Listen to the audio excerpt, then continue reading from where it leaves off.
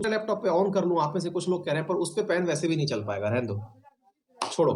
तो मैं बिना पेन के सुना देता हूँ, बाहर में सुनो। तो पॉइंट ये है कि भाई मेरे, कि राष्ट्रकूट जो थे ना, राष्ट्रकूटों के बारे में थोड़ी चर्चा कर लेते हैं। और वो ये है कि राष्ट्रकूट स्टेट वाज, जो मतलब भारत के अंदर अगर हम बात करते हैं तो मध्य भारत की तरफ था। और इन्होंने अपने यहाँ पर जो उज्जैन वाला क्षेत्र, जिसे मध्य प्रदेश वाला क्षेत्र कहते हैं, यहाँ पर राष्ट्रकूटों का राज हुआ करता था।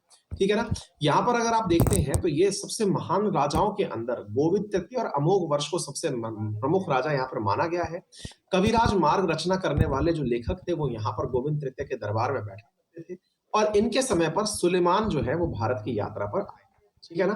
तो इसके बारे में जो भी आपके पास जरूरी जानकारी है वो मैंने आपको बता दी, खास इतना इंपॉर्टेंट नहीं है। जो इंपॉर्टेंट है दैट इज चौहान वंश। आइए अब चौहान वंश के बारे में हम चर्चा करते हैं। हाँ सर बताएं। तो यार इंजन ही गर्म नहीं हो पा रहा है, इंजन गर्म होता है उससे पहले काम हो लेता है। ध्यान से सुनने की कहानी ये है मेरे प्यारे साथियों, हम चर्चा कर रहे हैं चौहान राजपूत वंश की, जिसमें राजा थे पृथ्वीराज चौहान, जिनके बारे में हम लोग चर्चा करने वाले हैं। चौहान राजा पृथ्वीराज चौहान के बारे में अगर बात करनी हो तो कहा जाता है कि इनका जो चौहानों का राजवंश था, कार्यकाल था, वो 7वीं शताब्दी से लेकर के 12वीं शताब्दी तक रहा था। चौहान राजवंश के बारे में कहते हैं कि जो गुर्जर प्रतिहार वाला जो क्षेत्र हुआ करता था, वहां पर इन राजाओं का प्रभाव रहा करता था। उनमें से सबसे प्रमुख राजा जो रहे वो पृथ्वीराज तृतीय रहे। और पृथ्वीराज तृतीय जो है, इनका शासनकाल 1178 से 1192 के बीच में रहा था। ठीक है ना। तो मेरे प्यारे साथियों, इन चार मतलब ये जो पृथ्वीराज तृतीय थे जिनके बारे में हम चर्चा कर रहे हैं, ये कहा जाता है कि ये उस समय पर जब राजस्थान वाला राज्य जो आज आपको दिखाई देता है, तो राजस्थान, हरियाणा, दिल्ली, पंजाब, मध्य प्रदेश, उत्तर प्रदेश, इतने सारे क्षेत्रों पर इनका कब्जा हुआ करता था। और राजस्थान के अंदर जो जगह अजमेर है, वहां पर इनका नियंत्रण हुआ करता था। ठीक है ना। तो मेरे प्यारे साथियों, यहां पर जो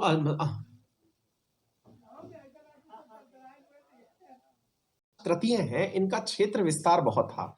अब क्षेत्र विस्तार के स्थिति में ऑब्वियस सी बात है कि लोगों में अपने अपने क्षेत्रों को लेकर के, जैसे याद है ना कि 100 साल का जो युद्ध चला था वो कन्नौज को लेकर चला था, जिसे हम त्रिपक्षीय संघर्ष कहते हैं। कन्नौज को लेकर के मैंने आपको कहानी सुनाई थी, याद है। तो असल में ये था कि जब ये वाला क्षेत्र, जिसको मैंने आपको राजस्थान, हरियाणा, दिल्ली, पंजाब वाला बताया है, तो एक प्रकार से ये उन सारे क्षेत्रों को समाहित अपने अंदर कर रहा था जो गुर्जर प्रतिहारों के थे, राष्ट्रकूटों के थे और पाल के थे।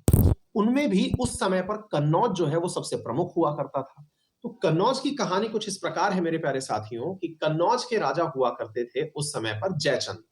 और जयचंद जो थे वो अपने क्षेत्र के बारे में, ऑब्वियस सी बात है ना, जैसे मैंने आपको अभियाल शुरुआत में क्या कहा कि जो जयचंद थे वो इसलिए जाने जाते थे क्योंकि जयचंद जो है, कन्नौज इसलिए जाना जाता था क्योंकि कन्नौज में सबसे ज्यादा क्या कहते हैं उसको, एक प्रकार से डेवलपमेंट था, यानी क्षेत्रीय डेवलपमेंट जो था वो सबसे ज्यादा कन्नौज में हुआ करता था। या फिर कृषि के जो विकास था वो कन्नौज में हुआ करता था। तो कन्नौज के अंदर ये होता था कि जो जयचंद थे उनको पृथ्वीराज के बारे में मालूम था कि ये बहुत ही मतलब महान आदमी है। ठीक है ना। तो ऐसी स्थिति में उस व्यक्ति से सबको टसल होनी जरूरी थी। और जब सब व्यक्ति को वहां से टसल होनी जरूरी थी, तो ऐसी स्थिति में पृथ्वीराज चौहान के बारे में कहते हैं कि जब पृथ्वीराज चौहान कन्नौज विजय के लिए गए, तो सबसे ज्यादा जो दिक्कत होनी थी ये कन्नौज के राजा को ही होनी थी। उन दिनों की बात है मेरे प्यारे साथियों कि भारत पर विदेशी आक्रांताओं का काल रहा करता था। विदेशी आक्रांता जैसे मोहम्मद गौरी उस समय भारत की यात्रा पर था। तो असल में मोहम्मद गौरी जो था वो कोई भी मतलब एक प्रकार से क्या कह सकते हैं उसको, ट्रेंड लड़ाका नहीं था, वो एक लुटेरा था। कोई उनकी कोई सेना नहीं थी। तो ऐसी स्थिति में सेना से मतलब कोई संयुक्त वैसी सेना नहीं थी जिसको आप डिसिप्लिन सेना कहें। तो इनके पास क्या हुआ करता था, डिसिप्लिन सेना के स्थान पर लुटेरों की भीड़ हुआ करती थी। तो विदेशी जितने भी आक्रांता थे वो भारत अक्सर जब आते थे तो उनका मकसद इतना होता था कि भारत के बॉर्डर में जाओ, यहां पर जितना भी क्या कहते हैं उसको, वेल्थ है उसे लूट करके बैगों में भर करके और वापस निकल लो। तो मोहम्मद गौरी भी इसी प्रकार का एक लुटेरा था। और ऐसे लुटेरों का आगमन सामान्यतया भारत में होता रहता था। तो भारत के राजाओं के लिए ना इन लोगों का अटैक करना कोई बहुत बड़ी बात नहीं हुआ करता था कि भाई फलाना सिंह अटैक करने आ गया है, कुछ इस तरीके से। 1191 के अंदर मोहम्मद गौरी जो है भारत की यात्रा पर आता है, अटैक करने आता है। और उस समय पर मेरे प्यारे साथियों, जो पृथ्वीराज चौहान है, क्योंकि ये बहुत बड़े क्षेत्र पर व्यापक रूप से विस्तृत थे, ये उस मोहम्मद गौरी को तराइन के युद्ध के अंदर मार करके भगा देते हैं। ठीक है ना? अच्छा, तो ऐसी स्थिति में सिमरन कुमारी कह रही हैं कि वो साथ में नोट्स भी बनाती हैं, इसलिए थोड़ा आराम से पढ़ाऊं। बेटा आप एक काम करिए सिमरन, क्लास बाद में जब खत्म हो जाए ना, उस समय बना लीजिएगा। और ये नोट्स की बात नहीं है, आपको उस समय की तात्कालिक परिस्थितियां समझाने की बात की जा रही है। जो पेपर में पूछी जाएंगी ना चीजें, वो तो मैंने लिखित में दे दी हैं, तो लोड मत लीजिए आप। तो तराइन के युद्ध के दौरान मेरे प्यारे साथियों, मतलब जब मोहम्मद गोरी चल करके भारत आए, तो मतलब उनको यहाँ पर पृथ्वीराज चौहान ने बहुत ही अच्छे से कूट पीट करके अपने यहाँ पर बंदी बना लिया कि तुम लुटेरे हो और तुम जेल में डले रहो। मोहम्मद गौरी जो है वो यहाँ पर साहब एक प्रकार से बंदी बन गए। किसके बंदी बन गए? पृथ्वीराज चौहान के बंदी बन गए। लेकिन भारत में ये कहा जाता है कि राजा लोग जो है ना, वो हमेशा से अपने द्वारा दान देने को लेकर चर्चा में रहे हैं। किसी ने रिक्वेस्ट करी तो चल माफ कर दिया, जैसे आज भी होता है ना। आज भी अगर कोई हमसे रिक्वेस्ट करके माफी मांगता है तो हम में से अधिकांश लोग माफ कर देते हैं, चल यार कोई बात नहीं। ठीक है, तो ऐसी स्थिति में मेरे प्यारे साथियों, मोहम्मद गौरी ने बहुत रिक्वेस्ट करी पृथ्वीराज चौहान से कि आपने मुझे बंदी बना लिया, तो मैं आपसे निवेदन कर रहा हूं कि मुझे वापस जाने दीजिए, मैं आपके सामने दोबारा प्रकट नहीं होऊंगा और मुझे यहां से जाने दीजिए। तो ऐसी स्थिति में मोहम्मद गौरी को यहां से वापस भेज दिया जाता है। तो मेरे प्यारे साथियों, जब यहां से मोहम्मद गौरी को रिहा कर दिया गया और वो इस प्रकार से चला गया कि चलिए अब कोई दिक्कत नहीं आएगी, भारत के अंदर वापस नहीं आना है, वो यहां से छोड़ छाड़ के वाकई में चला गया। मेरे प्यारे साथियों, कई जगह पर यह प्रमाण प्राप्त होते हैं कि मोहम्मद गौरी आया कहां से था। भाई चला तो गया, लेकिन गया कहां? तो कहा जाता है कि ये अफगानिस्तान वाले क्षेत्र से आया था। अब सवाल ये बनता है कि अफगानिस्तान से क्यों आया था? तो अफगानिस्तान के प्रमाण क्या हैं, मैं आपको बताऊंगा पूरी स्टोरी जब आप सुनेंगे। अफगानिस्तान में मेरे प्यारे साथियों, आज भी परिस्थितियां वैसी ही हैं जैसे तालिबान जो आज है ना, तालिबान जैसे आज है, ऐसे उस समय पर ये लोग हुआ करते थे, मोहम्मद गौरी। यानी कि वहां की कभी भी क्लाइमेटिक कंडीशन ऐसी नहीं रही कि वहां कुछ उगाया जा सके। तो ऐसी परिस्थिति में ये लोग जरूरत भर की चीजें पाने के लिए भी पड़ोसी क्षेत्रों पर अटैक करके जगह जीतते रहे हैं। मतलब आप सोच के देखो ना कि ये पैदाइशी लड़ा के रहे हैं, आज तक ये चीज चली आ रही है, तो ये बहुत बड़ी चीज नहीं है। ठीक है ना? आगे बढ़ते हैं मेरे प्यारे साथियों। तो यहां से आगे क्या होता है, मोहम्मद गौरी चले गए, ठीक है। अब थोड़ी सी एक ट्विस्ट स्टोरी के अंदर आता है, जो कि बहुत जगह भारत के अंदर किसी को गाली देनी होती है तो कहा जाता है कि भारत के गद्दार जो हैं वो जयचंद के नाम से जाने जाते हैं। कई बार आपने सुना होगा ना कि बहुत देखे हैं आप जैसे जयचंद। और एक प्रकार से जब भी कोई भारत के खिलाफ कोई बात करता है तो उसे जयचंद की उपमा से सम्मानित कर दिया जाता है कि बेटा तुम जयचंद हो, तुमको सम्मान दे दिया गया है ना? वो सम्मान नहीं, असल में उसको अपमान दिया जाता है।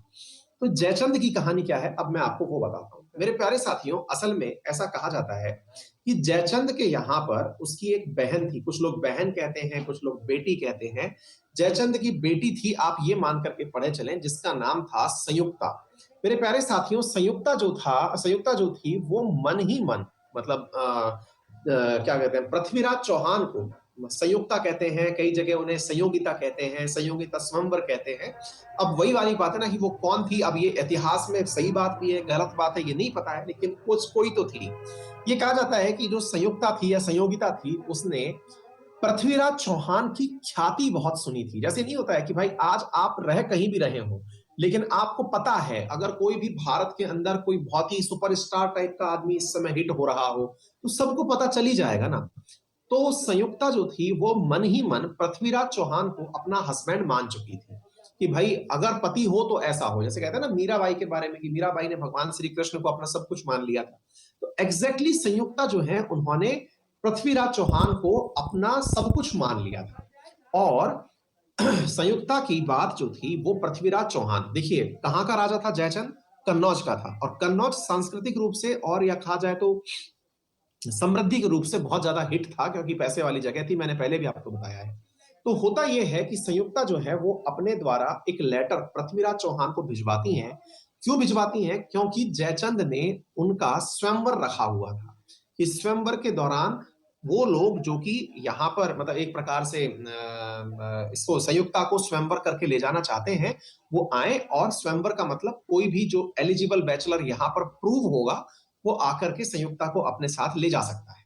लेकिन बड़ी बात ये थी मेरे प्यारे साथियों कि यहां पर कहते हैं कि कन्नौज के जो राजा थे इन्होंने पृथ्वीराज चौहान को ही निमंत्रण नहीं भेजा था, बाकी सबको भेज लिया था। तो ये इससे पता चलता है कि एक टसल थी उसके मन में पृथ्वीराज चौहान को लेकर के कि यार एक बड़ा राजा है, कल को वो हमारे ऊपर ही हमारे क्षेत्र को ही हड़प लेगा। तो ऐसी स्थिति में जयचंद ने पृथ्वीराज को निमंत्रण नहीं भेजा और उनको जलील करने के लिए स्टोरीकार यानी कहानीकार तो ये भी कहते हैं कि पृथ्वीराज चौहान को जलील करने के लिए उन्होंने गेट कीपर का जो स्टैचू बनवाया वो स्टैचू भी पृथ्वीराज चौहान जैसा बनाया। मतलब जो मूर्ति बनवाई, मूर्ति पृथ्वीराज चौहान की बनाई कि गेट कीपर तो हमारे यहाँ पर पृथ्वीराज चौहान है। यानी ऐसे नहीं होता जैसे आपको किसी को नीचा दिखाना है, जैसे कई लोग करते हैं कि भाई गधे के ऊपर डोनाल्ड ट्रंप का पोस्टर लगा दिया कि भाई देखो कि गधा जो है वो डोनाल्ड ट्रंप जैसा है। एग्जैक्टली कुछ ऐसा उन्होंने मूर्ति बना करके क्या किया, उसके ऊपर जैसे हाँ पुतला जलाने का काम अपने यहाँ पर करते हैं, ऐसे उन्होंने पृथ्वीराज चौहान का गेट पर पुतला लगा दिया। अच्छा, पृथ्वीराज चौहान को जब ये लेटर मिलता है और पृथ्वीराज चौहान भाई जैसा कहा गया राजपूत वंश के राजा थे, तो उन्होंने इस चीज को देखते हुए कि यार मतलब किसी मतलब राजकुमारी ने मुझे अपना वर चुन लिया है और उस राजा की इतनी हिम्मत कि देश के सबसे बड़े राजा को निमंत्रण भी नहीं भेज रहा है। ऐसी स्थिति में पृथ्वीराज चौहान जाते हैं और जाकर के कहते हैं कि घोड़े से ही वो सीधे के सीधे वहां एंट्री कर जाते हैं जहां पर स्वयंवर चल रहा था और वहां जाकर के संयुक्ता को लेते हैं और सबके सामने अपने घोड़े पर बिठा करके निकल लेते हैं। ठीक है ना। तो भाई बिल्कुल फिल्मी स्टोरी होती है उस समय पर और उस फिल्मी स्टोरी के तहत ये वहां से बाहर निकल लेते हैं। तो एक प्रकार से बहुत सारे राजा आए हुए थे। आप लोगों ने कोई ना कोई माइथोलॉजिकल सीरियल तो देखे ही होंगे और उन माइथोलॉजिकल सीरियल्स में अपन देखते हैं कि बहुत सारे राजाओं को निमंत्रण भेजा जा जाता है। तो ऐसी स्थिति में उन राजाओं के सामने भरी सभा में जयचंद की हो गई बेइज्जती। मतलब एक बंदा आया जिसको बुलाया नहीं, वो बिना बुलाए आता है और हमारी सेना कुछ भी नहीं कर पाती है, मतलब सरेंडर हो जाती है उस आदमी के सामने। ठीक है। तो ऐसी स्थिति में भाई साहब दिक्कत हो जाती है। तो दिक्कत हो जाती है तो जयचंद हो जाते हैं नाराज कि भाई कैसे उसने ऐसा हमारे साथ कर लिया। अब यहीं से शुरू होती है सारी कहानी। जयचंद क्या करते हैं जनाब कि वो पृथ्वीराज को हराने के लिए मोहम्मद गौरी को एक लेटर भेजते हैं। क्या लेटर भेजते हैं कि अगर आप चाहें तो आप भारत पर आक्रमण कर लीजिए, मैं आपको यहां की सारी परिस्थितियों से अवगत कराऊंगा और पृथ्वीराज को कैसे हराना है, क्योंकि मेरे पास तो इतनी हिम्मत नहीं है कि मैं हरा पाऊं, लेकिन कैसे हराना है ये सारी रणनीति जो है मैं आपके साथ साझा करूंगा। मोहम्मद गौरी को भारत से ही जब कोई इनविटेशन मिला तो ये तो घर का भेदी हो गया। तो घर का भेदी जब उनको मिला कि भाई राजा के ही क्षेत्र में एक राज क्षेत्र ऐसा है जो पृथ्वीराज चौहान को हराना चाहता है, तो वो तो बदला लेने के लिए बहुत लंबे समय से बैठा हुआ था। तो ऐसी स्थिति में बदला लेने के लिए मोहम्मद गौरी जयचंद के बुलावे पर वापस आता है। तो अब यहां पर यह ध्यान रखने वाली बात यह है कि पृथ्वीराज चौहान को जैसे ही ये बात पता चलती है कि भाई साहब ये जो है हमसे कुट पिट करके गया था और कुटने पिटने के बाद में ये वापस आ रहा है, तो पृथ्वीराज चौहान को बड़ा गुस्सा आता है।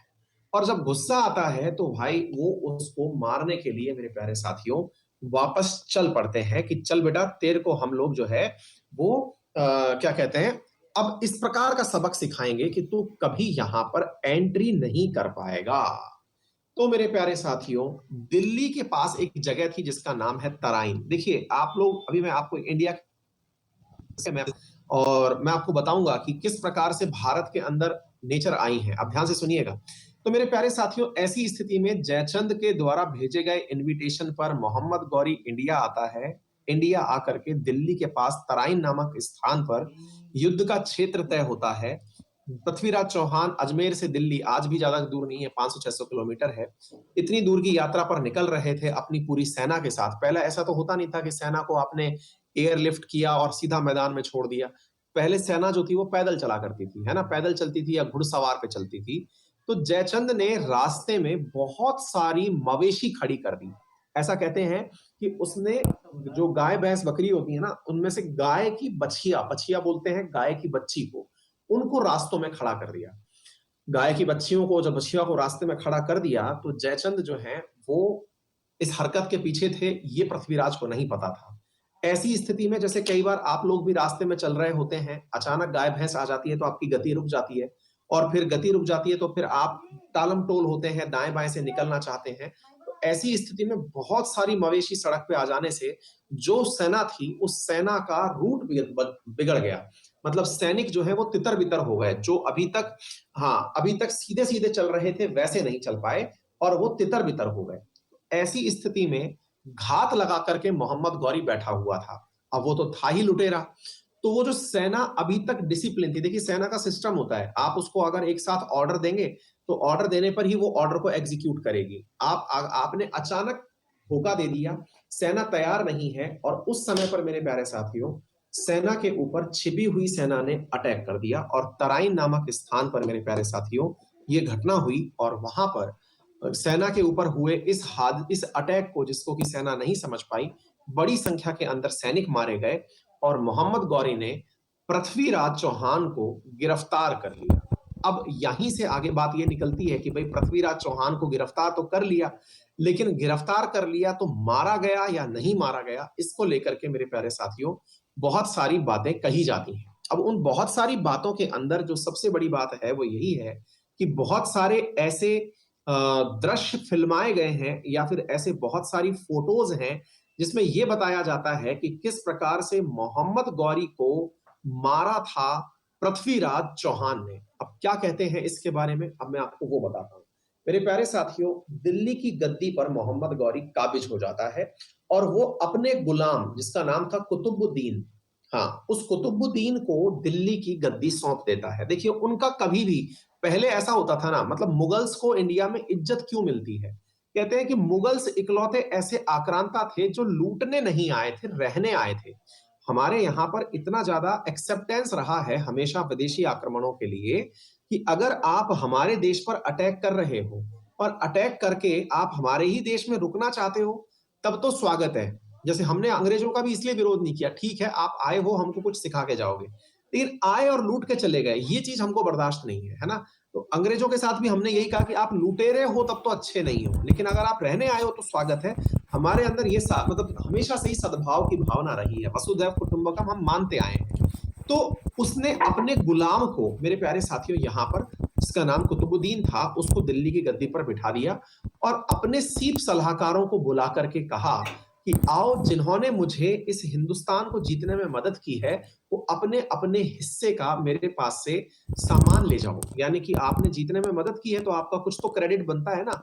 जिस सैनिक ने मुझे जीतने में मदद की हो, जिस राजा ने मेरी मदद की हो, वो आए और आकर के मुझसे अपना क्रेडिट लेकर चले जाएं।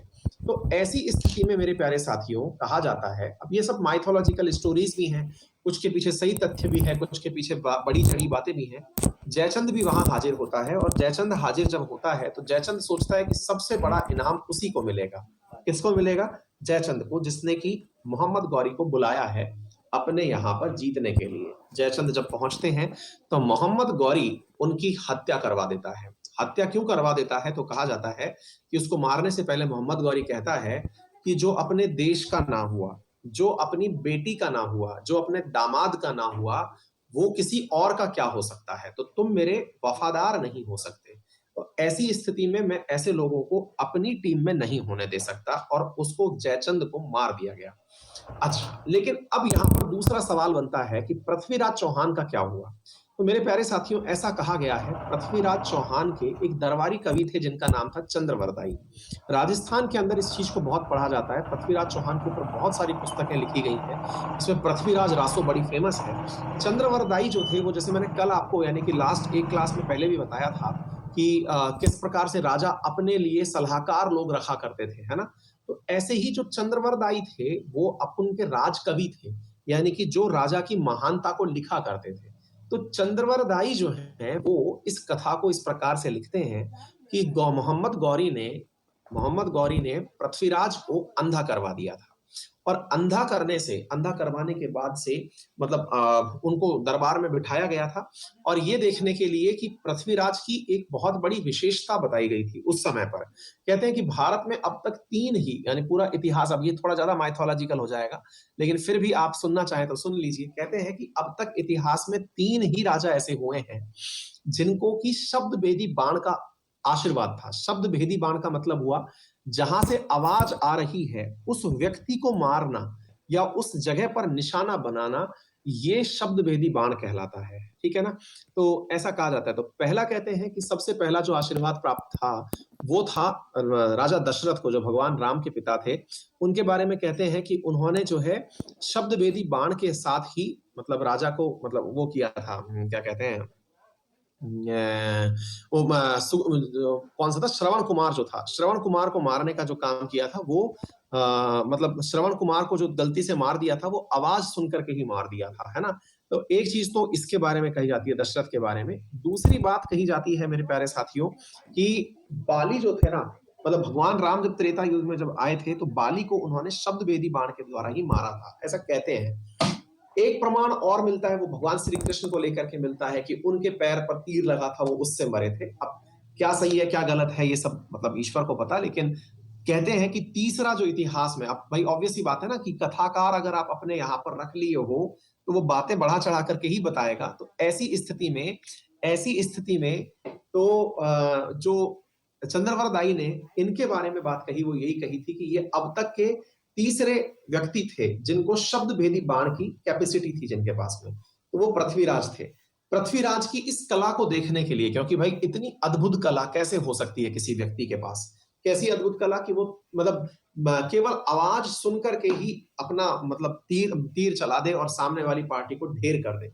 तो ऐसी स्थिति में क्या हुआ, इस कला को प्रदर्शित करने के लिए अंधे मोहम्मद गौरी ने अंधे पृथ्वीराज चौहान को दरबार में बुलाया और ये देखने के लिए कि बेटा अब तो इसकी आंखें मैंने निकाल ही दी हैं।